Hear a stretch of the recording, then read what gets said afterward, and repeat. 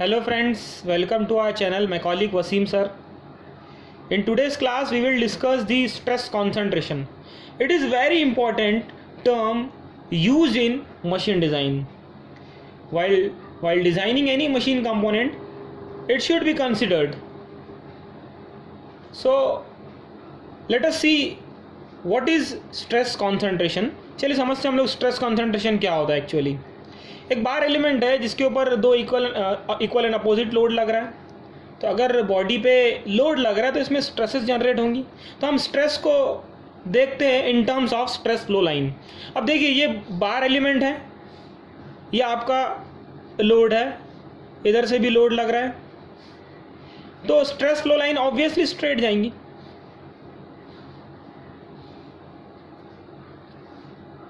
लेकिन यही एलिमेंट को मैं अगर मैं टर्न कर देता हूं और कुछ इस तरीके से इसको बना देता हूं, टर्न करने के बाद एलिमेंट सेम है, बस टर्न करके इसको ये शेप हमने दे दिए, और अगर हम लोग लोड लगा रहे हैं इसके ऊपर तो क्या होगा, ये जो स्ट्रेस फ्लो लाइन है ये दीवार आने के कारण, क्रॉस सेक्शन चेंज होने के कारण, शेप चेंज होने के कारण डेविएट्स होगी, डिस्टर्ब होगी.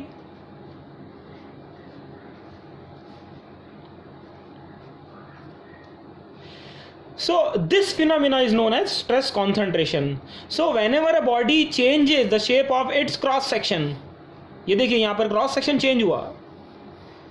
क्रॉस सेक्शन चेंज होने के कारण क्या हुआ, जो स्ट्रेस फ्लो लाइन सीधी जा रही थी, स्ट्रेट जा रही थी, उसने अपना शेप चेंज कर लिया, डेविएट्स हो गई, डिस्टर्ब हो गई.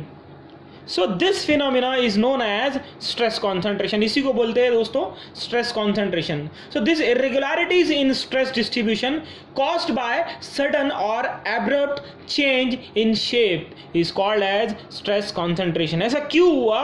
Because of the change in shape, change in cross section. सबसे मेन कारण है क्रॉस सेक्शन चेंज हुआ है. क्रॉस सेक्शन चेंज होने के कारण क्या हुआ, जो स्ट्रेस फ्लो लाइन सीधी जा रही थी वो डिस्टर्ब हो गई. तो इसी फिनोमेना को बोलते हैं स्ट्रेस कॉन्सेंट्रेशन.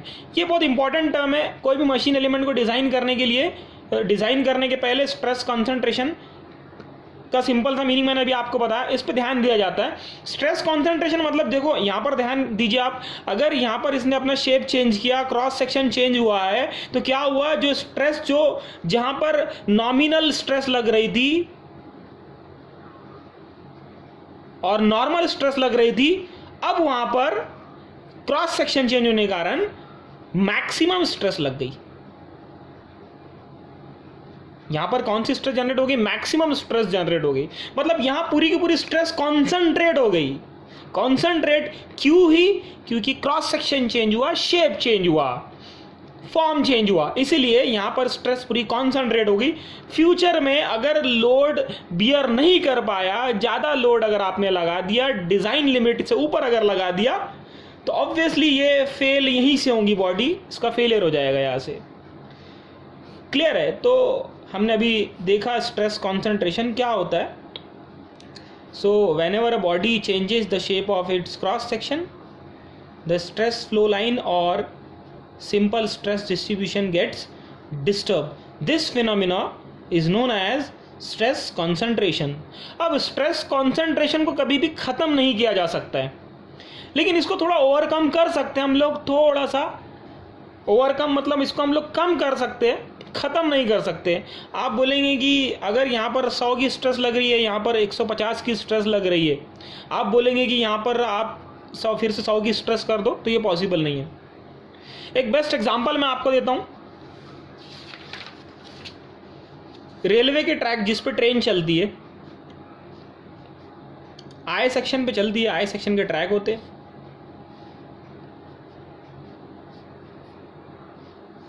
ओके, यहां पूरा ट्रेन का लोड आ रहा है. तो what will happen, the stress flow line will move like this. तो क्या हुआ, लोड ऊपर से आ रहा है तो स्ट्रेस जनरेट होंगी और स्ट्रेस फ्लो लाइन नीचे जाएंगी.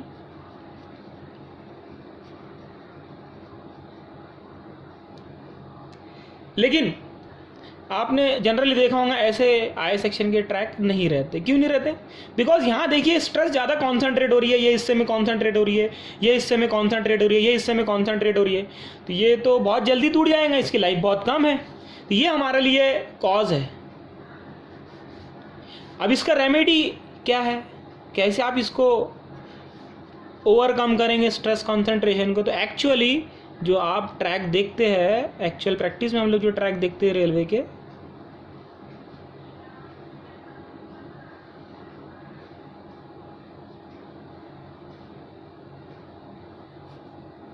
इस तरीके से होते।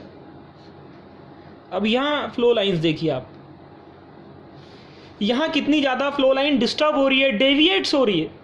लेकिन यहाँ डेविएट्स हो रही है कि ज़्यादा नहीं, मैं ऐसा नहीं बोल रहा कि मैंने फ्लो लाइंस हमारी कुछ भी डेविएट्स नहीं हो रही है, लेकिन यहाँ फ्लो लाइन ज़्यादा डेविएट्स हो रही है, यहाँ पर कम डेविएट्स हो रही है। इसका मतलब ये हुआ यहाँ पर ज़्यादा डिस्टर्ब हो रही है, यहाँ पर कम डिस्टर्ब हो रही है। इसका मतलब ये हुआ अगर इसकी लाइफ अगर 100 साल है तो इसकी लाइफ हमने बढ़ा दिया, 200 साल कर दिया। तो this is the cause and this is the remedy. ये पहला कॉज और रेमेडी है। एग्जाम में पूछता है कि what are the causes and remedies of stress concentration, तो वही हम लोग देख रहे हैं। ये हमारा कॉज है, ये क्या है, रेमेडी है। सेकंड, अभी हमने थोड़ी देर पहले देखा, अगर फॉर एग्जांपल ये आपका एक बॉडी है, अभी हमने देखा था जब डेफिनेशन समझा था, तो आपने यहाँ से लोड लगाया, इक्वल एंड अपोजिट लोड लगाया, तो stress flow line cross section change होने के कारण डिस्टर्ब हो गई।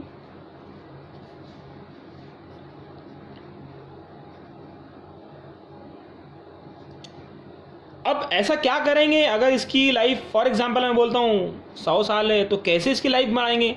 कैसे जो स्ट्रेस कॉन्सेंट्रेशन ज़्यादा हो रहा है इसको कम करेंगे आप? कैसे फ्लो लाइंस कम डेविएट्स कराएंगे? तो सिंपल एक तरीका है उसका, ये जो शार्प एज दिख रही है इसको हम कर्व बना देते हैं।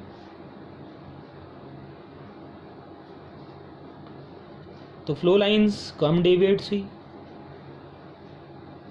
So this is the cause and this is the remedy. इसकी लाइफ हमने 200 साल कर दिया। ये मैं टेंटेटिव बता रहा हूँ, जरूरी नहीं 200 साल, ये एक एग्जांपल दे रहा हूँ मैं आपको, समझ में आ रहा है? तो this is the cause, this is the remedy. Third, चलिए एक और एग्जांपल देखते हैं, नंबर 3। फॉर एग्जांपल हमारे पास एक थ्रेड है, स्क्रू थ्रेड,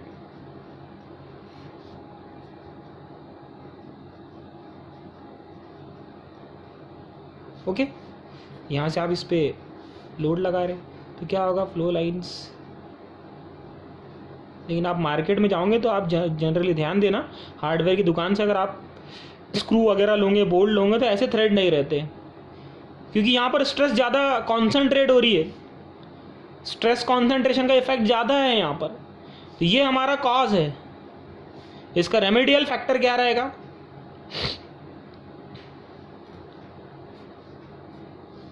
ये जो अंदर का डायमीटर होता है स्क्रू थ्रेड का, इसको बोलते हैं core diameter, that is DC. और जो बाहर का डायमीटर होता है उसको बोलते हैं आउटर डायमीटर, डीओ। मार्केट में जो आप थ्रेड देखते हो स्क्रू थ्रेड, वो आउटर डायमीटर से मिलती है, बोल्ट जो मिलते हैं आउटर डायमीटर के हिसाब से मिलते हैं।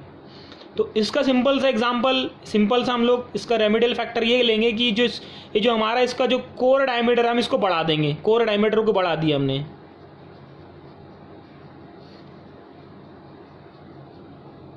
ओके। तो देखिए कोर डायमीटर बढ़ गया, मतलब अगर आप यहाँ से लोड लगा रहे तो फ्लो लाइन सीधी जा रही है, डेविएट नहीं हो रही। So this is the remedy, okay. Number 4, एक और एग्जांपल लेते हैं हम लोग। फॉर एग्जांपल एक बॉडी है, एक रॉड है, और यहाँ से आप दोनों साइड से लोड लगा रहे, इक्वल एंड अपोजिट लोड, और यहाँ पर बीच में एक होल है। तो व्हाट विल हैपन, जैसे आपने लोड लगाया तो यहाँ पर स्ट्रेस जनरेट होंगी, स्ट्रेस जनरेट होंगी तो फ्लो लाइंस इस तरीके से जाएंगी।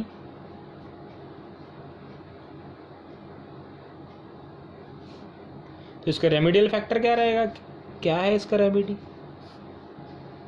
तो सिंपल, अगर मैंने ये मेन होल जो है इसके आजू बाजू अगर 2 छोटे छोटे होल दे दिया, तो ये जो है जो फ्लो लाइंस ज़्यादा डेविएट्स हो रही थी, डिस्टर्ब हो रही थी, वो कम डेविएट्स हो जाएंगी। मतलब यहाँ स्ट्रेस कॉन्सेंट्रेशन का इफेक्ट ज़्यादा है, इसलिए ये हमारा कॉज है और इसको हमने यहाँ पर थोड़ा सा कम कर दिया, इसलिए ये हमारा remedy. So 2 small holes are provided on either side of main hole। Third वाले केस में क्या किया हमने, here core diameter is increases. Okay, यहाँ पर कोर डायमीटर हमने बढ़ा दिया। यहाँ पर हमने क्या करा, 2 small holes are provided on either side of main hole। For example, अगर एक कीवे है, ये है वो कीवे, ये एक शाफ्ट है, शाफ्ट घूमेगी तो स्ट्रेस फ्लो लाइन भी घूमती हुई जाएंगी। अब ये कीवे आने के कारण यहाँ पर डेविएट्स होगी स्ट्रेस फ्लो लाइन। तो ऐसा क्या करेंगे जिससे स्ट्रेस फ्लो लाइन कम डेविएट्स हो, कम डिस्टर्ब हो, तो हम यहाँ पर भी क्या करेंगे, 2 छोटे छोटे होल लगा देंगे on either side of keyway, so that the stress flow line will minimum deviates, minimum disturb. तो this is the cause and this is the remedy. एक और टर्म यूज होती है जिसको बोलते हैं स्ट्रेस कॉन्संट्रेशन फैक्टर। एक डेफिनेशन पूछता है, कॉम्पिटिटिव एग्जाम वगैरह में पूछता है। तो स्ट्रेस कॉन्संट्रेशन फैक्टर क्या होता है, what is stress concentration factor. तो स्ट्रेस कॉन्संट्रेशन फैक्टर अगर बोला है तो ऑब्वियसली ये रेशो होगा। अब किसका रेशो होगा, यहाँ पर मेन जो 2 बड़े बड़े, जो हम लोग जो बड़ी बड़ी 2 स्ट्रेस की बात कर रहे हैं, वो 2 स्ट्रेस है। पहली है मैक्सिमम स्ट्रेस, अभी हमने थोड़ी देर पहले देखा, स्ट्रेस फ्लो लाइन जहाँ डिस्टर्ब हो रही है वहाँ पर जो स्ट्रेस जनरेट हो रही है उसको बोलते हैं मैक्सिमम स्ट्रेस, और ये हिस्से में जो स्ट्रेस जनरेट हो रही है इसको बोलते हैं नॉमिनल स्ट्रेस। फिर से यहाँ पर बता रहा हूँ मैं, तो हम लोग अभी हम देखने जा रहे हैं स्ट्रेस कॉन्संट्रेशन फैक्टर। तो ऑब्वियसली ये क्या रहेगा, रेशियो रहेगा। फॉर एग्जांपल, ये आपका बॉडी है,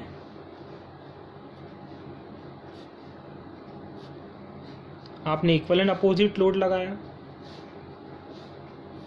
तो फ्लो लाइन इस तरीके से मूव हुई।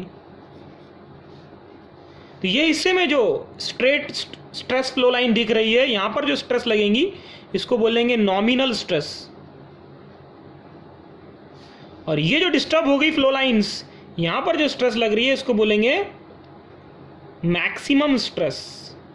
सिंपल सा फंडा है। So stress concentration factor is defined as the ratio of maximum stress to nominal stress. Okay, तो ये था स्ट्रेस कॉन्सेंट्रेशन देखा हमने, स्ट्रेस कॉन्सेंट्रेशन फैक्टर देखा हमने। उसके बाद हमने देखा method of reducing stress concentration.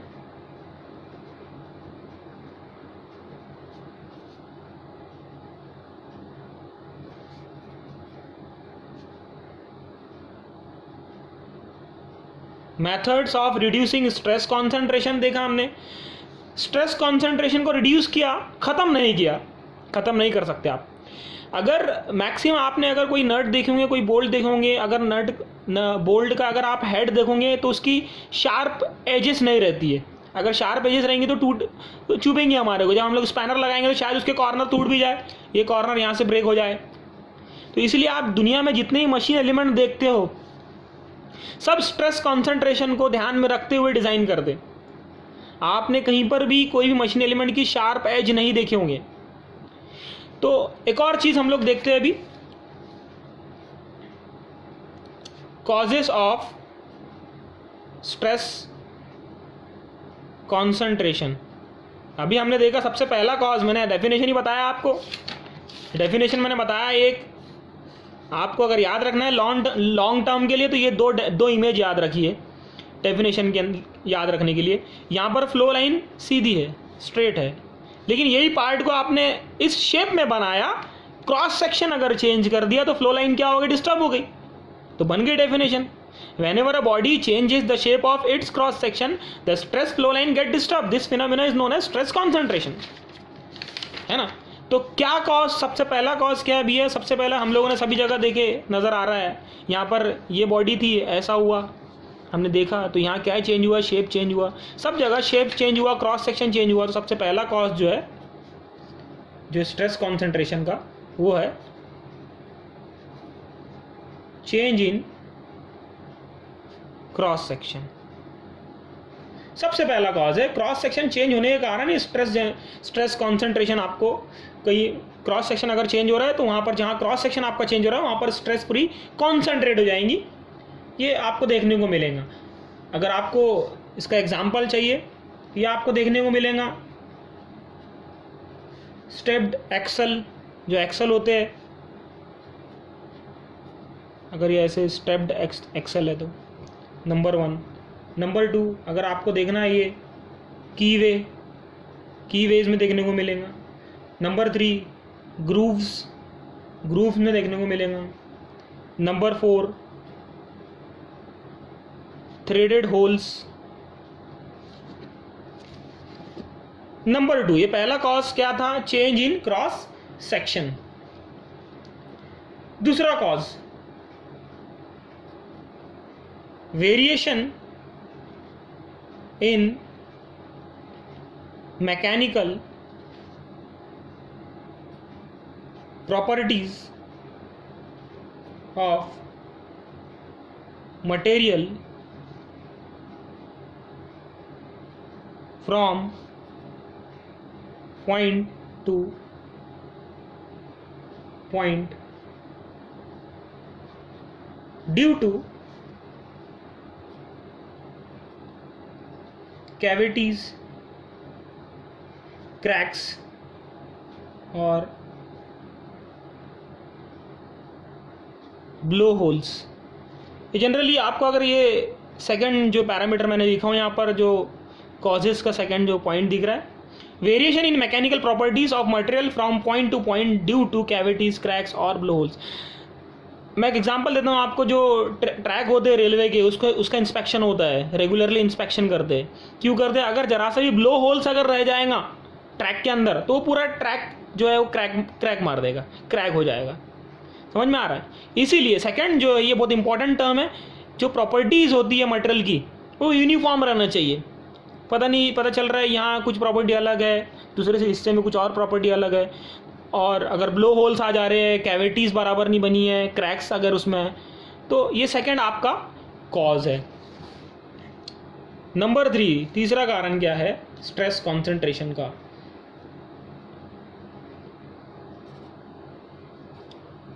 Surface irregularities. ये थर्ड है सरफेस इरेगुलरिटीज, और जिसको बोल सकते हैं हम लोग पुअर सरफेस फिनिश। अगर सरफेस फिनिश बराबर नहीं है, मैंने बताया भी आपको, अगर बोल्ट के हेड पे शार्प कॉर्नर अगर बने हुए तो क्या होगा? चुभेगा हमारे को, हम उसको यूज़ नहीं कर सकते। तो तीसरा कॉज है सरफेस इरेगुलरिटीज़। नंबर 4 कॉज जो है, ये आपको जो लिखने जा रहा हूँ मैं, ये आपको बीम वगैरह में देखने को मिलेगा, जो गियर टीथ होते हैं वहाँ देखने को मिलेगा, ये मेन वहाँ पर देखने को मिलेगा। That is concentrated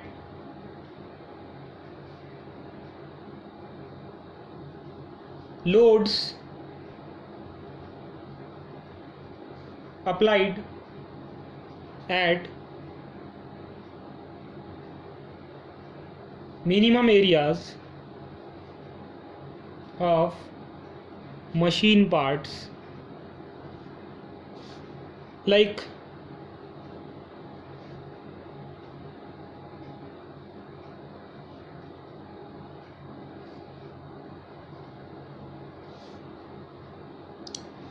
contact between gear teeth,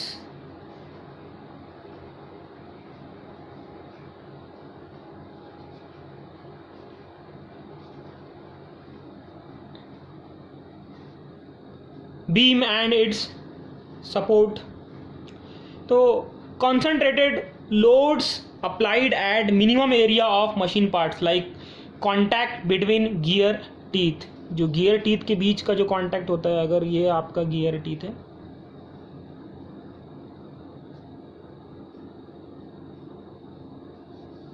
और ये दूसरा गियर टीथ है।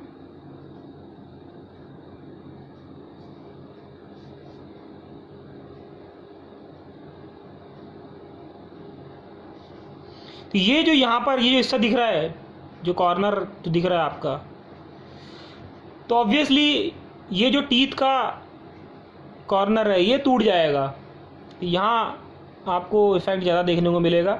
वैसे ही बीम एंड इट्स सपोर्ट। तो आज हमने पढ़ा स्ट्रेस कॉन्सेंट्रेशन। मैंने सिंपल एक और बार बता रहा हूँ आपको मैं, स्ट्रेस कॉन्सेंट्रेशन अगर समझना है तो दो इमेज आपको ध्यान में रखना है, बहुत दिन तक का याद रहेगा। एक बॉडी है जिस पे इक्वल एंड अपोजिट लोड लगा रहे हैं हम लोग, तो स्ट्रेस जनरेट होगी। तो स्ट्रेस को हम लोग स्ट्रेस फ्लो लाइन के तौर पे देखते हैं।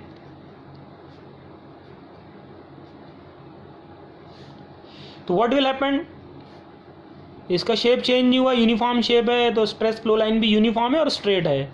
यही बॉडी को अगर मैं टर्न कर देता हूँ, इस तरीके से बना देता हूँ, तो क्या हुआ, शेप चेंज होने के कारण, क्रॉस सेक्शन चेंज होने के कारण स्ट्रेस फ्लो लाइन डिस्टर्ब हो गई।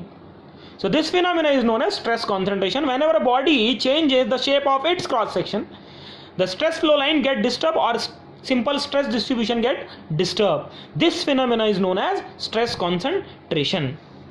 तो जहाँ पर straight line, stress flow line straight थी, वहाँ पर जो स्ट्रेस लगेंगी उसको बोलेंगे नॉमिनल स्ट्रेस। जहाँ पर डिस्टर्ब हुई वहाँ पर जो स्ट्रेस लगेंगी उसको बोलेंगे मैक्सिमम स्ट्रेस। और ये मैक्सिमम स्ट्रेस और नॉमिनल स्ट्रेस के रेशियो को बोलते हैं stress concentration factor. Okay, so thank you friends. अभी भी जिसने चैनल सब्सक्राइब नहीं किया है वो सब्सक्राइब कर लिए, ताकि जो न्यू वीडियो है वो आपको देखने को मिले। Thank you.